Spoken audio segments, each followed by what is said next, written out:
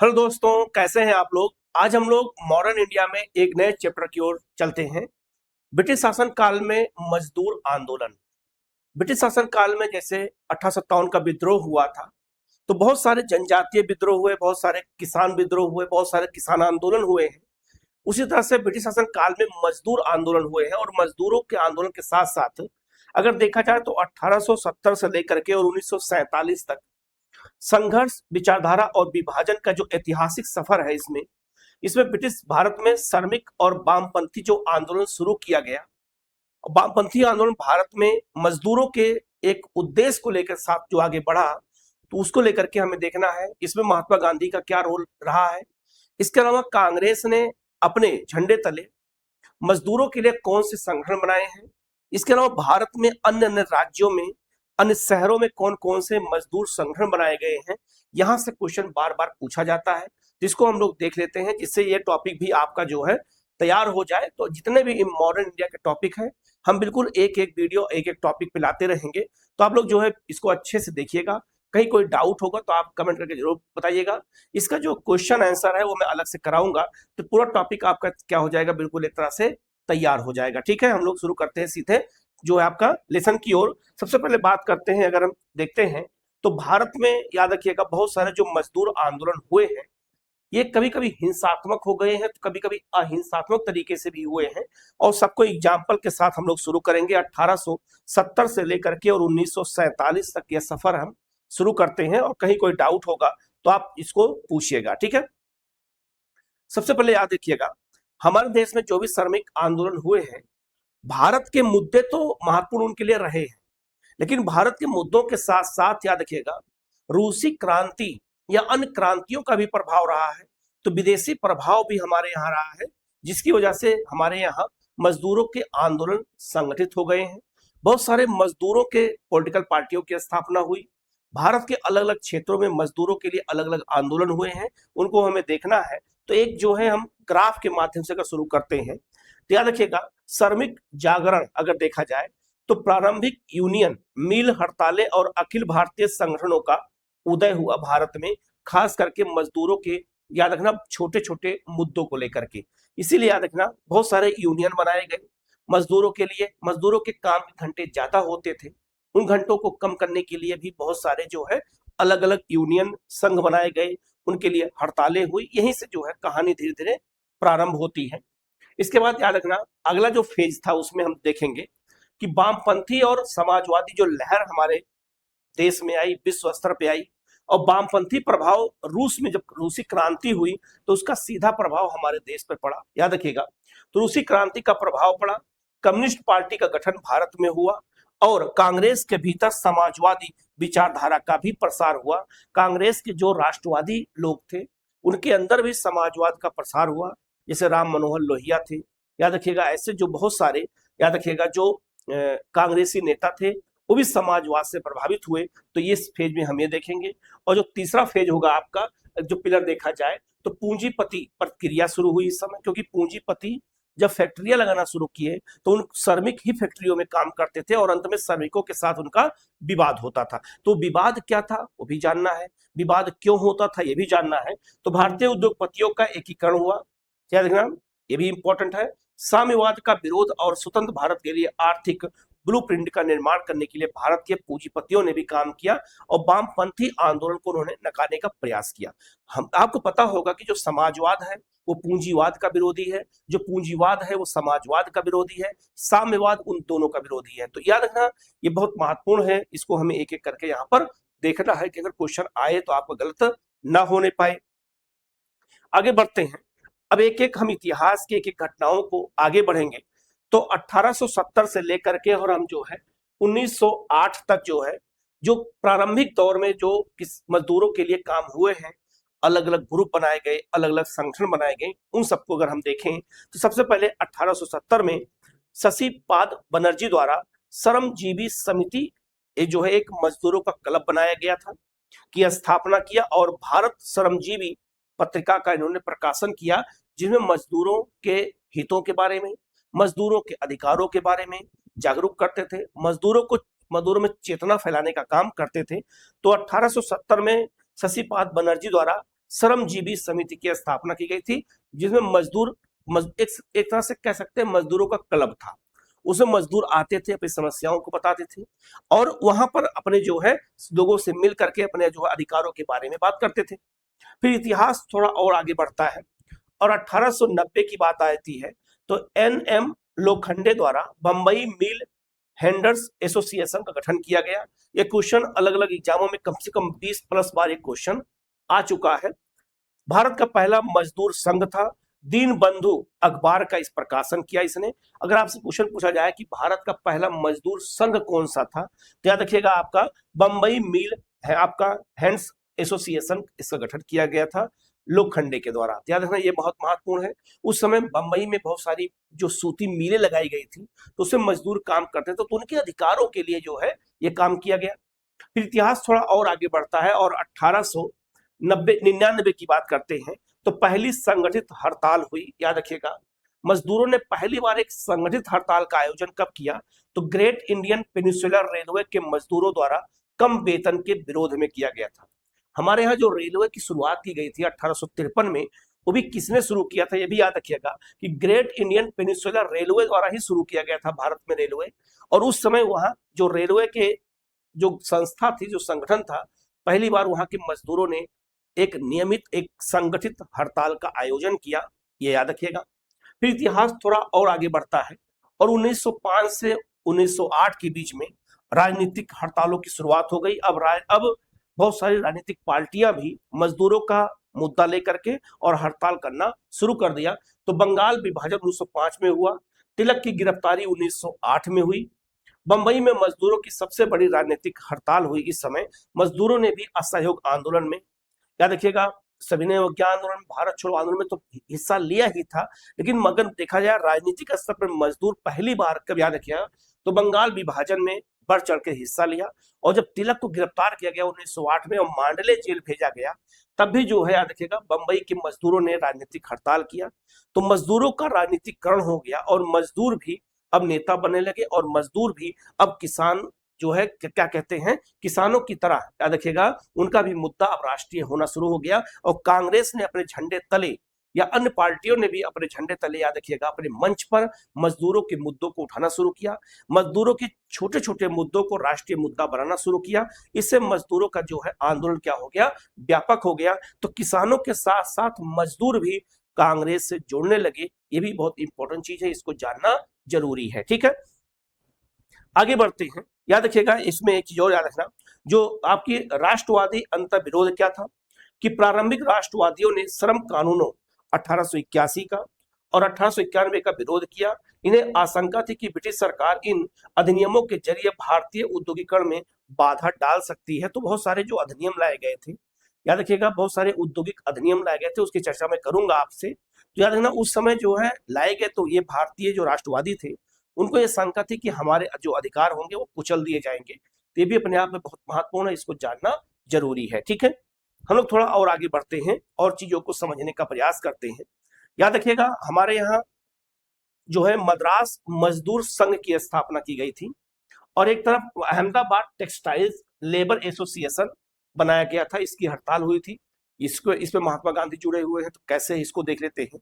क्योंकि याद रखिएगा मद्रास मजदूर संघ से क्वेश्चन कम से कम कुछ नहीं तो 50 प्लस बार आ चुका है, याद रखिएगा अलग अलग एग्जामों में। और अहमदाबाद मिल मजदूरों का जो आंदोलन हुआ था, महात्मा गांधी उसमें जो शामिल हुए थे, ये क्वेश्चन तो कम से कम 100 प्लस बार आ चुका है। तो ऐसे टॉपिक पे हमें बहुत जो है केयरफुली तरीके से गौर करना जरूरी होता है कि ये क्वेश्चन हम अगर आए तो कभी हमारा गलत ना होने पाए। तो याद रखिए अगर हम बात करें मद्रास मजदूर संघ की बात करते हैं, तो आज जो तमिलनाडु राज्य है उसको पहले मद्रास कहा जाता था। तो भारत का पहला आधुनिक और व्यवस्थित मजदूर संगठन था ये। नियमित सदस्यता और जो है आपका शुल्क के साथ जो है इसमें सदस्यता मिलती थी। तो यह भारत का पहला आधुनिक और पूरी तरह से व्यवस्थित मजदूर संघ था, इसको याद रखना है। इसके बाद मद्रास मजदूर संघ के संस्थापक कौन थे, याद रखिएगा आपका एक जी रामानुजलु नायडू और आपका जी चेल्लोपति चेट्टी, ये दोनों याद रखिएगा इसके संस्थापक थे। ये भी याद रखना, ये क्वेश्चन कई बार एग्जाम में आया हुआ है। इसके बाद अध्यक्ष की बात करते हैं, द बीपी वाडिया, याद रखना बीपी वाडिया याद रखिएगा मद्रास मजदूर संघ के अध्यक्ष थे, याद रखिएगा ये बहुत महत्वपूर्ण है। और एनी बेसेंट के सहयोगी भी थे, ये भी याद रखिएगा। तो एनी बेसेंट के सहयोगी कौन थे? वाडिया जी थे, ये भी याद रखना। जब थियोसॉफिकल सोसाइटी से भी ये जुड़े हुए थे, क्योंकि एनी बेसेंट भी जुड़ी हुई थी, ये उनके क्या थे? सहयोगी थे। अहमदाबाद टेक्सटाइल्स लेबर एसोसिएशन की बात करते हैं तो टेक्सटाइल्स मतलब होता है कपड़ा, जो कपड़ा उद्योग होता है उसको टेक्सटाइल्स कहा जाता है, याद रखिएगा। तो याद रखना अहमदाबाद आपको पता होगा भारत का मैनचेस्टर कहलाता है कपड़ा के लिए। तो कपड़ा वहां पे सूती कपड़े के लिए, तो सूती कपड़े का उत्पादन अहमदाबाद से सूरत तक बहुत ज्यादा फैक्ट्रियों की स्थापना उस समय भी की गई थी और आज भी तो है ही है। तो याद रखिएगा स्वरूप क्या था उस समय की सबसे बड़ी ट्रेड यूनियन कौन थी? तो अहमदाबाद टेक्सटाइल्स आपका लेबर एसोसिएशन। इसके संस्थापक महात्मा गांधी थे। और वैचारिक आधार क्या था कि ट्रस्टीशिप सिद्धांत का प्रतिपादन था। ट्रस्टीशिप सिद्धांत के तहत इस एसोसिएशन को चलाया जाता था। इसकी स्थापना कब की गई थी? तो 1918 में की गई थी। ये भी इंपॉर्टेंट है, इसको आप अच्छे से याद रखिएगा। तो महात्मा गांधी के नेतृत्व बनाया गया था कि मजदूर अपने अधिकारों की बात कर सके। इस एसोसिएशन के माध्यम से मजदूर अपने अधिकारों की बात के साथ साथ अपनी बात रख सके, अपनी डिमांड रख सके और अपनी समस्याओं को बता सके। इसके लिए जो है इसकी स्थापना महात्मा गांधी द्वारा की गई थी। तो अपने आप में बहुत महत्वपूर्ण क्वेश्चन है, याद रखिएगा। हम लोग आगे बढ़ते हैं।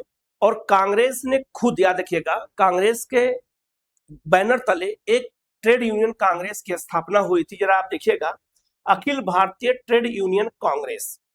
इसको हम शॉर्ट फॉर्म में क्या कहते हैं? इसको शॉर्ट फॉर्म में कहा जाता है एटक। याद रखना एटक की स्थापना जो की गई थी, इसकी स्थापना किसने किया था? इसकी स्थापना कब की गई थी? इसकी स्थापना के मतलब कि संस्थापक सदस्य कौन थे, अध्यक्ष कौन थे और याद रखना उपाध्यक्ष कौन थे? यहाँ से क्वेश्चन पूछा जाता है। तो याद रखिएगा कि अखिल भारतीय ट्रेड यूनियन कांग्रेस को हम शॉर्ट फॉर्म में एटक भी कहते हैं, ये भी याद रखिएगा। इसे हम एटक कहा जाता है, all India trade union Congress. इसकी जो स्थापना 1920 में की गई थी, ये बहुत महत्वपूर्ण पहला क्वेश्चन हो गया। इसका प्रथम अधिवेशन याद रखना 31 अक्टूबर 1920 को बंबई में हुआ था।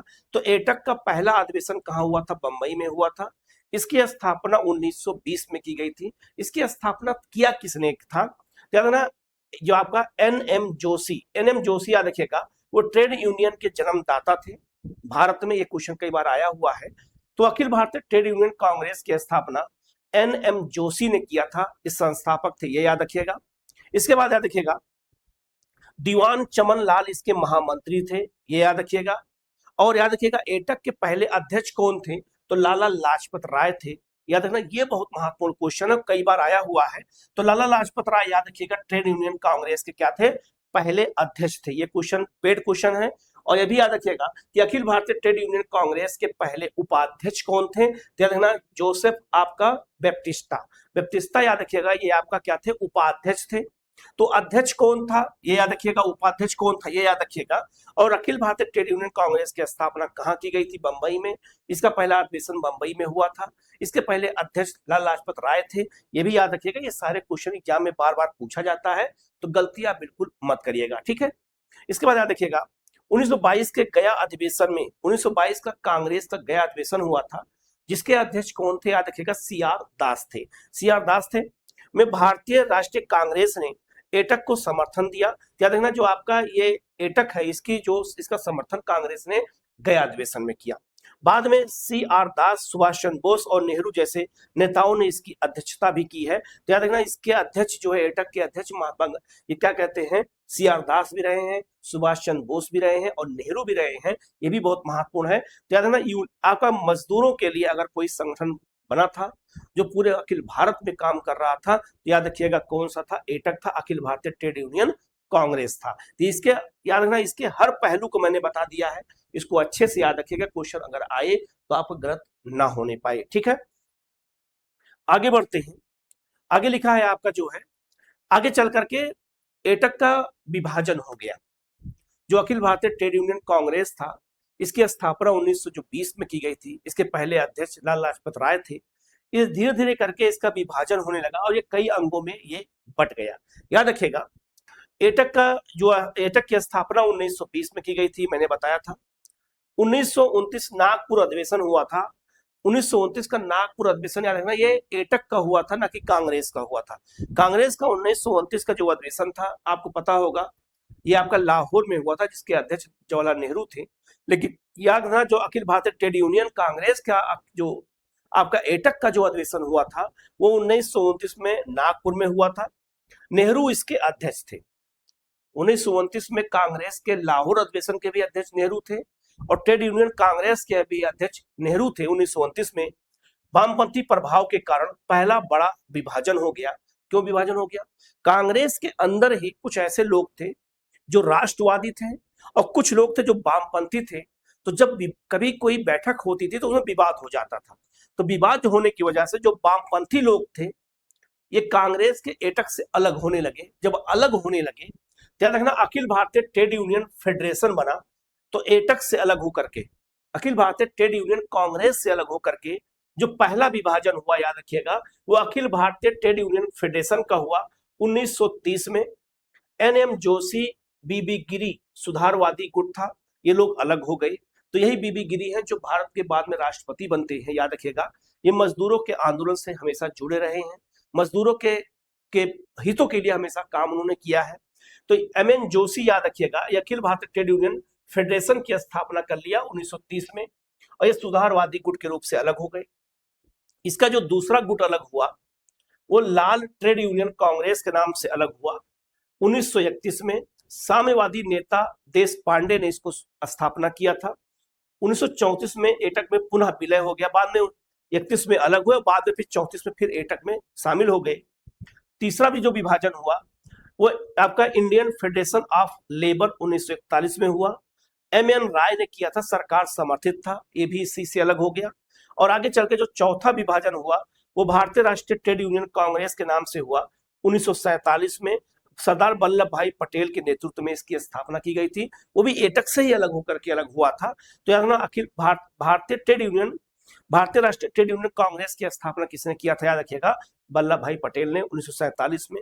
और इसका जो पांचवा विभाजन हुआ, याद रखिएगा, वो हिंद मजदूर सभा 1948 में, कांग्रेस का समाजवादी गुट था जिसने इसको अलग कर लिया। तो एटक का विभाजन 5 बार हुआ है, याद रखिएगा, 5 अलग अलग शाखाओं में हुआ है।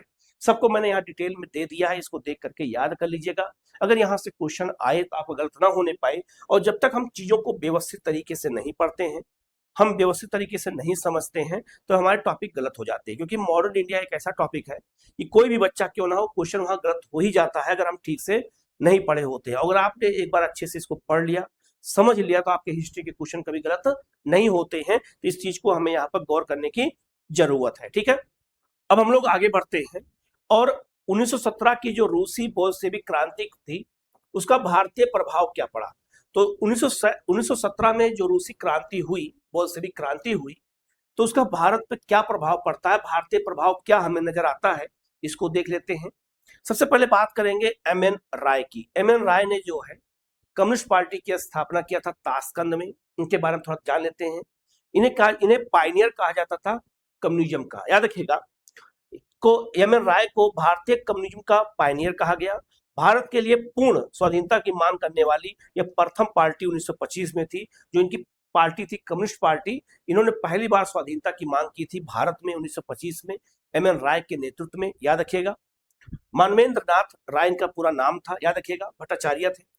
ताशकंद में इन्होंने अक्टूबर 1920 में भारतीय कम्युनिस्ट पार्टी की स्थापना किया था। इनके सहयोगी शफीक अहमद थे, ये याद रखिएगा। तो आप समझो, बर्लिन यहाँ पर है और बर्लिन के बाद ये मास्को के बाद ताशकंद, ताशकंद के बाद भारत।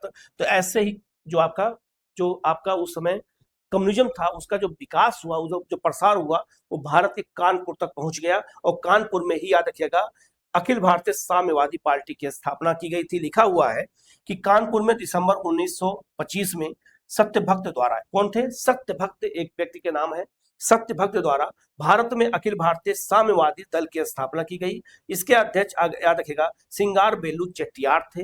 ये बहुत महत्वपूर्ण क्वेश्चन है और ये अलग अलग एग्जामों में कई बार ये क्वेश्चन आया हुआ है, मोस्ट इंपॉर्टेंट है। बर्लिन में क्या हुआ था कि एमएन राय द्वारा आपका क्या कहते हैं, बेलगार्ड ऑफ इंडियन इंडिपेंडेंस का प्रकाशन किया गया। भारत में कम्युनिस्ट पार्टी का पहला अखबार यही था, इसको अच्छे से याद रखना। एमएन राय ने इसको शुरू किया था।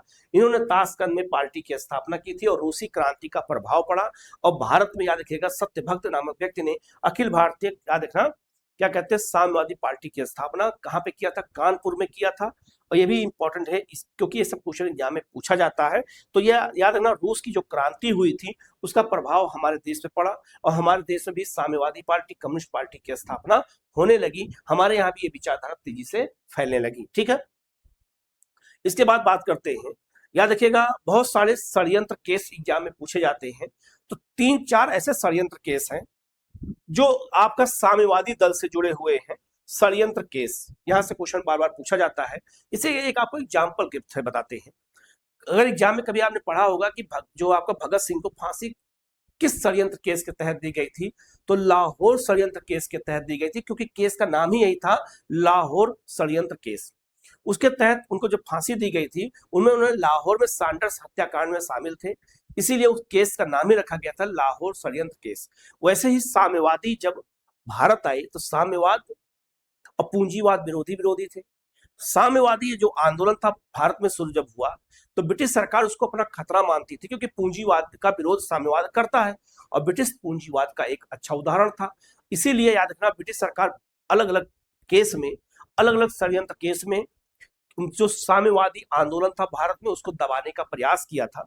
तो एक आपका है पेशावर षड्यंत्र केस, ये 1922 और 1923 में हुआ था। मोस्ट इंपॉर्टेंट है, इसको याद रखिएगा। विवरण क्या है कि साम्यवादियों के विरुद्ध पहली सरकारी कार्यवाही की गई थी। कुल जो है 5 मुकदमे हुए थे और पैरवी किसने किया था, अब्दुल कादिर ने किया था, ये वकील थे, इन्होंने बचाव किया था साम्यवादियों का, ये याद रखिएगा। तो पेशावर षड्यंत्र केस अगर पूछा जाए किससे जुड़ा हुआ है तो साम्यवादियों से जुड़ा हुआ है, याद रखिएगा, मोस्ट इंपॉर्टेंट है, याद रखिएगा 22-23 में। दूसरा कानपुर षड्यंत्र केस 1924 में हुआ था। आरोप क्या था कि महारानी की सत्ता उखाड़ने का षड्यंत्र कानपुर में रचा गया साम्यवादियों के द्वारा। प्रमुख अभियुक्त कौन थे, एम.एन. राय वही थे। मुजफ्फर अहमद, एम.एन. डांगे और आपका गुलाम हुसैन ये सरकारी गवाह बाद में बन गए थे, इस सरकार की ओर शामिल हो गए थे। कौन, गुलाम हुसैन। कानपुर षड्यंत्र भी 1924 में हुआ था, ये भी साम्यवादियों से जुड़ा हुआ है, ये भी याद रखिएगा। ब्रिटिश सरकार के खिलाफ षड्यंत्र का आरोप लगाया गया, महारानी के खिलाफ लगाया गया। फिर मेरठ षड्यंत्र केस हुआ, याद रखना 1929 में, मोस्ट इंपॉर्टेंट ये भी है। विवरण क्या था कि 32 साम्यवादी नेता गिरफ्तार किए गए। जनवरी 1933 में सजा सुनाई गई। ब्रिटिश अभियुक्त कौन थे, 3 ब्रिटिश नागरिक भी शामिल थे, फिलिप स्पेट, बेन ब्रेडेल और आपका लेस्टर आपका एचिसन, ये 3 लोग शामिल थे, ये याद रखिएगा। इसमें पैरवी किसने किया था, ध्यान रखना, इसमें जवाहरलाल नेहरू, कैलाश नाथ काटजू और एम.एन. अंसारी ने इसकी पैरवी की थी, ये याद रखिएगा। और जो आपका ये वाला था कानपुर षड्यंत्र केस में, इसमें 4 अभियुक्तों में इसको 4-4 साल की कड़ी सजा सुनाई गई थी। तो अगर क्वेश्चन पूछा जाए कि किस षड्यंत्र केस में नेहरू ने पैरवी किया था, तो याद रखना साम्यवादियों के, याद रखना मेरठ षड्यंत्र केस में, ये बहुत महत्वपूर्ण है, इसको याद रखना। तो आप चाहे पेशावर षड्यंत्र केस हो, कानपुर हो, चाहे मेरठ हो, ये कब हुआ था, ये किसके खिलाफ हुआ था, इसको अच्छे से याद रखना। इसीलिए मैंने इसको एक साथ दे दिया जिससे आपको चीजें याद रहें। आप जो है एक साथ रहेगा तो आपको गलती नहीं होगी और आपके क्वेश्चन एग्जाम में गलत नहीं होंगे और आपका कॉन्सेप्ट भी क्लियर होता चला जाएगा। ठीक है, आगे बढ़ते हैं। अखिल भारतीय मजदूर किसान पार्टी की स्थापना की गई थी, याद रखिएगा। अखिल भारतीय मजदूर किसान पार्टी अर्थात मजदूरों और किसानों दोनों को साथ लेके पार्टी की स्थापना की गई। क्या गया, कैसे देखते हैं। इसकी स्थापना दिसंबर 1928 में कलकत्ता में किया गया था। सोहन सिंह जोश नामक व्यक्ति ने इसकी स्थापना किया था कलकत्ता में।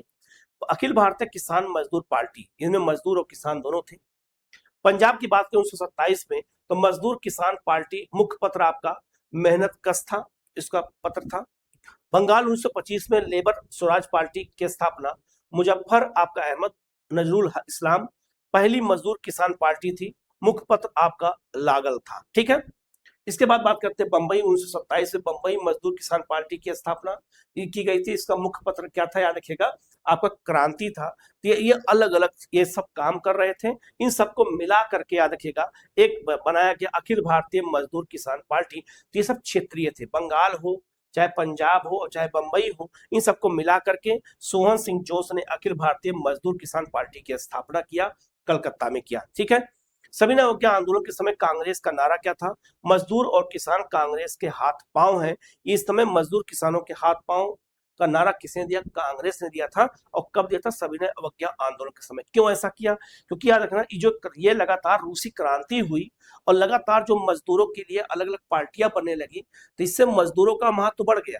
तो कांग्रेस ने भी मजदूरों के महत्व को समझा और किसानों के महत्व को समझा, इसलिए दोनों को मिला करके इन्होंने नारा भी दिया कि हमारे हाथ पांव हैं, क्योंकि सबसे ज्यादा योगदान आपका इन्हीं मजदूरों और किसानों का ही था, जिन्होंने संख्या को बढ़ाते थे, जो आंदोलन को करने में अपना योगदान देते थे और निष्पक्ष होते थे और एक स्वार्थ भाव से काम करते थे, कोई लालच नहीं होता था। ठीक है, तो ये बात याद रखना। पॉलिटिकल पार्टी के रूप में कांग्रेस ने भी मजदूरों के लिए और कांग्रेस का जो किसानों के लिए बहुत सारे हितों के काम किए, उनको राष्ट्रीय मुद्दा बनाया, उनके लिए जो है संघर्ष किया। तो चीज को भी हमें याद रखने की जरूरत है। ठीक है, आगे बढ़ते हैं। याद रखिएगा, अब कांग्रेस के अंदर भी एक बहुत इंपॉर्टेंट क्वेश्चन है कि कांग्रेस समाजवादी पार्टी की स्थापना 1934 में की गई थी।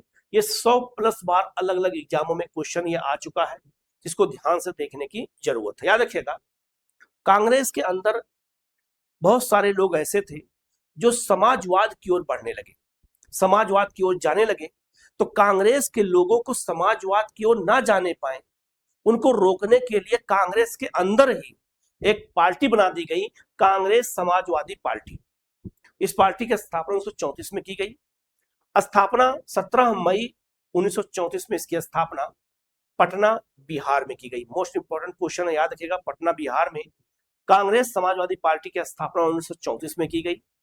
उद्देश्य क्या था कि कांग्रेस के भीतर रहकर समाजवादी मूल्यों का प्रसार करना। अब इस उद्देश्य को ध्यान दीजिएगा, मैंने अभी बताया था कि कांग्रेस के भीतर रह करके समाजवादी आपका जो है मूल्यों का प्रसार करना था, समाजवाद को बढ़ावा देना था। क्यों? क्योंकि ये लोग कांग्रेस से भाग रहे थे, तो कांग्रेस उस समय मजबूत स्थिति में रखना था, तो कांग्रेस मजबूत नहीं होती, अच्छे नेता भाग जाते हैं। इसीलिए उन्होंने समझदारी दिखाई और कांग्रेस के अंदर ही एक पार्टी की स्थापना कर दी, कांग्रेस समाजवादी पार्टी। इसका नेतृत्व किसने किया था? तो आचार्य नरेंद्र देव इसके अध्यक्ष थे और जयप्रकाश नारायण इसके महासचिव थे। मोस्ट इंपोर्टेंट क्वेश्चन है, इसको अच्छे से याद रखना, ये क्वेश्चन आता है, गलतियां मत करिएगा। तो आचार्य नरेंद्र देव अध्यक्ष थे और जयप्रकाश नारायण महासचिव थे। इन लोगों ने मिलकर के कांग्रेस समाजवादी पार्टी की स्थापना 1934 में 17 मई को पटना में किया था। याद रखिएगा। अन्य प्रमुख सदस्य कौन थे? राम मनोहर लोहिया, अच्युत पटवर्धन, अशोक मेहता, यूसुफ मेहर अली, ये सब इसके सदस्य थे, एक्टिव सदस्य थे। ये भी याद रखिएगा, एक क्वेश्चन पूछा जाता है। तो जो लोग कांग्रेस से अलग जाना चाहते समाजवाद को, उनको लाने के लिए वो कांग्रेस से न बाहर जाने पाए, इसलिए स्थापना की गई थी। यही क्वेश्चन पूछा गया था कि कांग्रेस समाजवादी पार्टी की स्थापना क्यों की गई थी? तो उसका एक ऑप्शन ये भी था कि कांग्रेस के भीतर रह करके समाजवादी मूल्यों का प्रचार करना, प्रसार करना। याद रखिएगा, भारत तथा विश्व की समस्याओं के हल की एकमात्र कुंजी समाजवाद में निहित है। ये लखनऊ अधिवेशन में 1936 में कांग्रेस ने कहा था। ये कांग्रेस के मंच से ये कहा गया था 1936 में। और 1936 में लखनऊ जब अधिवेशन हुआ था, तो उसमें भारत और विश्व की समस्याओं के हल की एकमात्र कुंजी समाजवाद में निहित है, ये नारा जो है उस समय कांग्रेस के अधिवेशन में गूंजने लगा। ठीक है, ये कहा किसने था? जवाहरलाल नेहरू और सुभाष चंद्र बोस ने पार्टी को प्रोत्साहन और आशीर्वाद दिया, लेकिन वह स्वयं इसके सदस्य नहीं रहे। तो याद रखना, ये समाजवाद, याद रखना, जो आपका ये पार्टी है, इस पार्टी का समर्थन तो किया, नेहरू ने भी किया और सुभाष चंद्र बोस ने किया, लेकिन कभी इसके सदस्य नहीं रहे। और नेहरू का भी झुकाव समाजवाद की था, समाजवाद की ओर था, लेकिन कभी उन्होंने ये पार्टी ज्वाइन नहीं किया। लेकिन सपोर्ट इनका था, इमोरल सपोर्ट था, बाहरी सपोर्ट था, आशीर्वाद था, एक तरह से कह सकते हैं। इस चीज को भी हमें याद रखना जरूरी है। ठीक है, आगे बढ़ते हैं। एक आपका एक सिद्धांत है, दंत ब्रेडले सिद्धांत, 1936 में आया था। ये क्वेश्चन कई बार एग्जाम में आया हुआ है, इसको याद रखिएगा। ये सिद्धांत पूछा जाता है। ज्यादा इसकी रणनीति क्या थी? पॉपुलर फ्रंट आपका स्ट्रेटजी, जनता का मोर्चा। निर्देश क्या था? रजनी पामदत्त और ब्रेन आपका ब्रेडले के का निर्देश के कि साम्यवादी राष्ट्रीय कांग्रेस में शामिल हो और दक्षिण पंथियों को बाहर निकाले। याद रखिएगा, जो दक्षिण पंथी हैं, जो उग्र राष्ट्रवादी, उनको बाहर निकाले। और इन दोनों लोगों का एक सिद्धांत यह था कि जो साम्यवादी लोग हैं वो राष्ट्रीय कांग्रेस में शामिल हो जाए और कांग्रेस के अंदर जो उग्र राष्ट्रवाद है उनको बाहर करें, दक्षिण पंथियों को बाहर करें और साम्यवादी मिल करके जो है साथ कांग्रेस के स्वतंत्रता आंदोलन के लिए काम करें। तो ये रजनी पामदत्त ने और आपका जो है किसने, आपका बैन ब्रेडले ने ये सिद्धांत 1936 में दिया था। तो ये याद रखिएगा, कभी कभी कुछ ये भी क्वेश्चन पूछा जाता है। द्वितीय विश्व युद्ध का प्रारंभ 1939 में हुआ। दृष्टिकोण क्या था, इसे जो आपका साम्राज्यवादी युद्ध घोषित किया गया और इसका विरोध किया गया। तो याद रखना, जो द्वितीय विश्व युद्ध था इसको साम्यवादियों ने, इसको कांग्रेस ने क्या घोषित कर दिया, साम्राज्यवादियों का जो है साम्राज्यवादी युद्ध घोषित किया। याद रखिएगा, रूस पर हिटलर का आक्रमण 1941 में हुआ और यहीं से व्यवस्था बदल गई। ये बात याद रखिएगा कि रूस पर हिटलर का जब आक्रमण 1941 में हुआ, तो जो द्वितीय विश्व युद्ध जब शुरू हुआ था, तो आपको पता होगा कि एक तरफ ब्रिटेन था और एक तरफ आपका जर्मनी था। और याद रखिएगा, जर्मनी की ओर रूस था। रूस किसकी ओर था, जर्मनी की ओर था। तो जब तक, ध्यान दीजिएगा, जब तक रूस जर्मनी की ओर था, तब तक भारत में जितने भी साम्यवादी नेता थे, साम्यवादी पार्टी थी, साम्यवादी लोग थे, ये ब्रिटेन के विरोधी थे। ठीक है, ब्रिटेन का विरोध करते थे बहुत व्यापक स्तर पे। लेकिन जर्मनी जो रूस की ओर, दोनों साथ में थे। 1941 में एक ऐसी घटना घटी कि रूस पर हिटलर का आक्रमण हो गया 1941 में, और जैसे ही जर्मनी ने रूस पर आक्रमण किया, वैसे ही साम्यवादी नेता, साम्यवादी पार्टी और साम्यवादी लोग ब्रिटेन के समर्थक बन गए और कांग्रेस के विरोधी बन गए। साफ साफ लिखा है कि दृष्टिकोण क्या था कि रातों रात रणनीति बदली, इसे लोक युद्ध कहा गया। परिणाम क्या निकला कि ब्रिटेन रूस को युद्ध में पूर्ण सहयोग दिया, सरकार ने कम्युनिस्ट पार्टी को वैधता दे दी और 1934 में लगा प्रतिबंध हटा दिया। 1942 के भारत छोड़ो आंदोलन में साम्यवादी अलग हो गए। अब नतीजा समझ में आ गया। जब तक जर्मनी और रूस साथ में थे, तब तक साम्यवादी भारत में ब्रिटेन का विरोध कर रहे थे। लेकिन जैसे अंतरराष्ट्रीय प्रभाव पड़ा, आपका रूस पर हिटलर का आक्रमण हो गया, वैसे ही ब्रिटेन ने रूस का सहयोग कर दिया। अब सहयोग किया तो ब्रिटेन के समर्थक कौन बन गए, साम्यवादी बन गए, और उन्होंने भारत छोड़ो आंदोलन में अलग हो गए।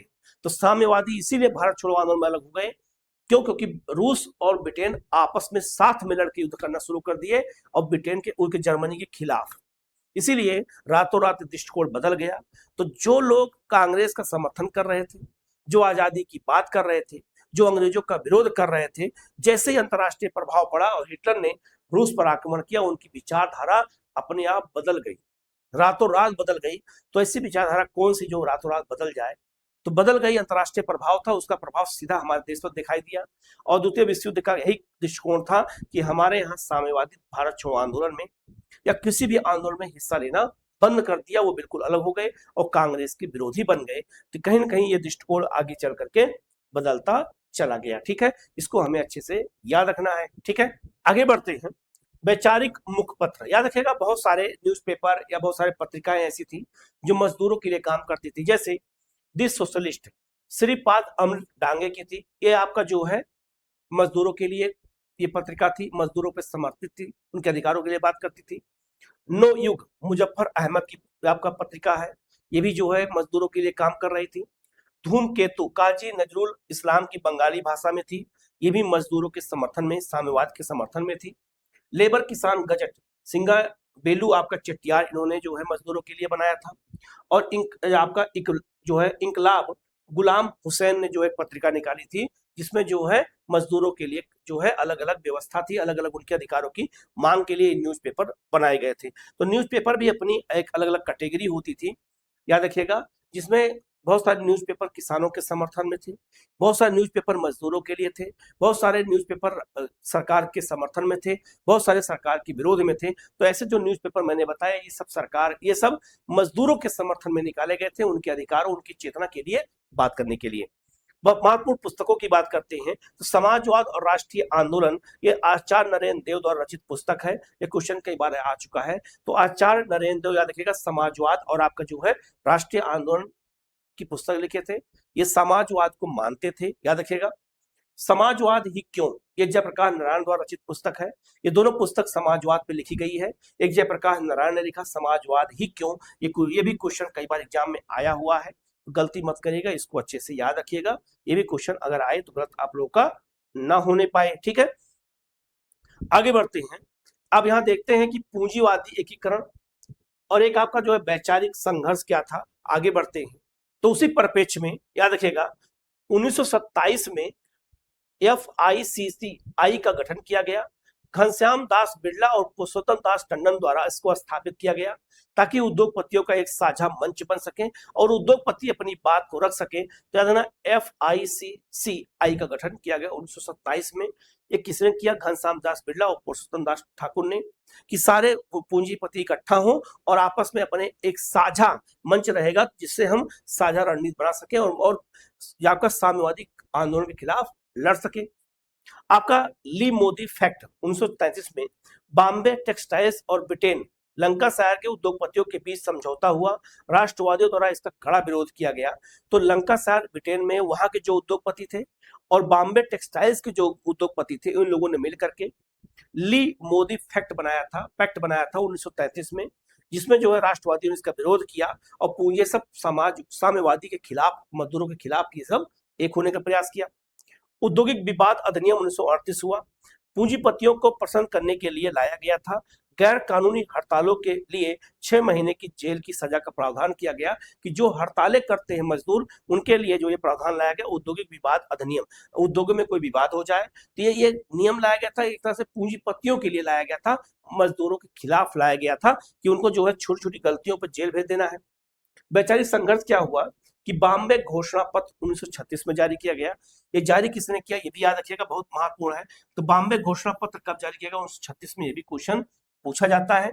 नेहरू के समाजवादी भाषण लखनऊ कांग्रेस के सीधे विरोध में या कई प्रमुख उद्योगपतियों जैसे कावस जी, जहांगीर, चिमनलाल और सीतलवाड़ द्वारा हस्ताक्षरित खुला पत्र दिया गया।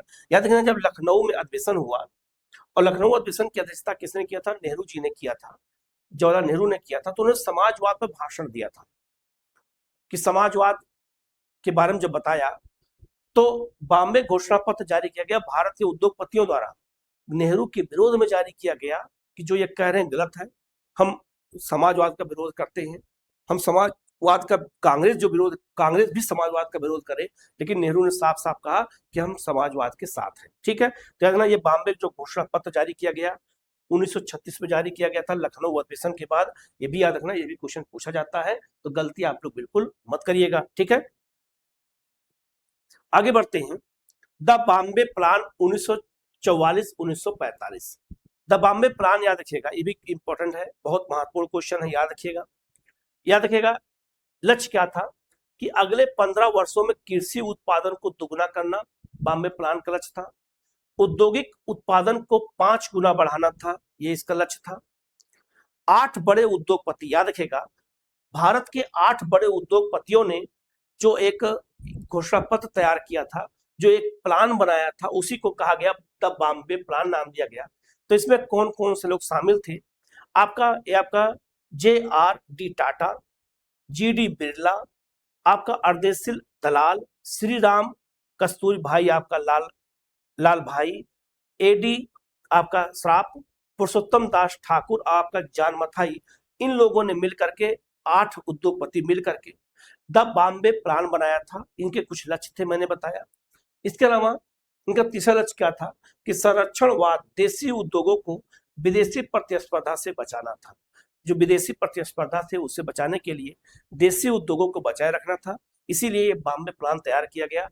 1944-45 में तैयार किया गया। इसको भी अच्छे से याद रखना, ये भी क्वेश्चन एग्जाम में पूछा गया है, तो गलती आप बिल्कुल मत करिएगा। ठीक है, स्वतंत्रता आंदोलन का अगर देखा जाए 1947 में बात किया जाए तो उस समय याद रखिएगा, अगर हम कुछ चीजों को देखते हैं, जैसे श्रमिक आंदोलन का योगदान, कार्यस्थल के अधिकारों की वैधानिक दर्जा मिला।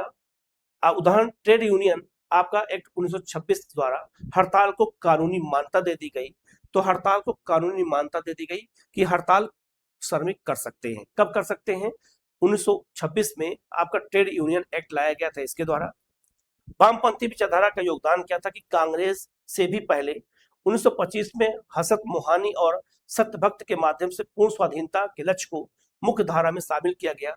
तो कांग्रेस से पहले 1925 में साम्यवादियों ने ही पूर्ण स्वाधीनता की मांग की थी भारत में, कांग्रेस से पहले, ये भी याद रखना है। पूंजीपतियों का योगदान क्या था कि बॉम्बे प्लान ने स्वतंत्र भारत में राज्य समर्थित उद्योगीकरण और आगामी पंचवर्षीय योजनाओं का वैचारिक आधार तैयार किया, ये भी इंपॉर्टेंट है। इन सब का निचोड़ देखें, 1947 में देश हमारा आजाद हुआ और इसी के साथ हम आगे बढ़ते रहे। तो स्वतंत्रता का संघर्ष केवल एक राजनीतिक सत्ता परिवर्तन नहीं था, यह भारत के आर्थिक और वैचारिक ढांचे को गढ़ने की एक जटिल बहुआयामी क्रांति थी। ये भी हमें याद रखना है। आजादी की लड़ाई में, स्वतंत्रता संघर्ष में हर वर्ग का अपना अपना योगदान था। सबका उद्देश्य केवल एक था, जो है देश को आजाद कराना। लेकिन सबके संघर्ष, सबके परिश्रम, सबके अलग अलग थे। इस बात को याद रखना है। तो इस चैप्टर में जो इंपॉर्टेंट चीज था मैंने बता दिया कि भारत में मजदूर आंदोलन कैसे आगे बढ़ा, मजदूरों के लिए कौन कौन से आपका ट्रेड यूनियन बनाए गए थे, मजदूरों के हितों की बात किसने किया था, आपका रूसी क्रांति का प्रभाव भारत पे कैसे पड़ा। ये सब क्वेश्चन बार बार पूछा जाता है, तो ये भी महत्वपूर्ण टॉपिक है, इसको देखना जरूरी था। इसलिए मैंने सोचा कि आपको इसको सरल से सरल तरीके से बता दिया जाए। ये आपका पीडीएफ हमारे एग्जाम वेब ऐप पे आपको मिल जाएगा। ये जो वीडियो है याद रखिएगा, इसको अच्छे से देखिएगा। कहीं कोई डाउट हो तो आप हमें कमेंट करके पूछिएगा, उसका जवाब आपको दिया जाएगा। ठीक है, आज हम लोग यहीं तक करते हैं, कल मिलते हैं हम लोग एक नए क्लास के साथ। Okay, thank you.